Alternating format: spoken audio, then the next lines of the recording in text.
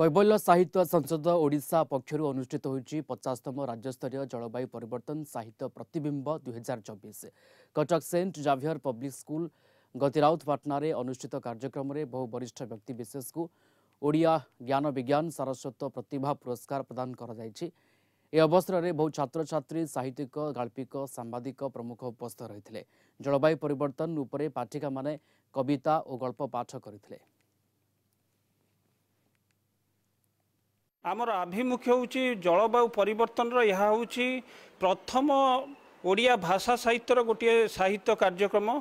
एवं आमे आज बहुत आनंदित। आज स्कूल सबू छात्र छात्री अच्छा पाखरे सरस्वती शिशु विद्या मंदिर अच्छा सेठू 150-200 छात्र छात्री मैंने योगदान करिसार यही कार्यक्रम प्रथम। आज आम विश्ववासी मानक आम गोटे सूचना देवाक चाहूँ जलवायु परिवर्तन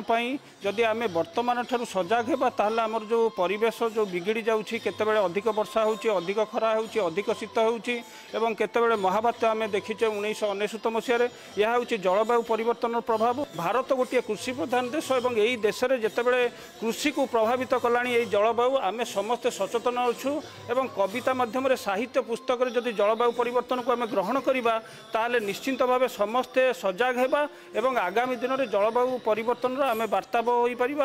जलवायु ठीक रही पार।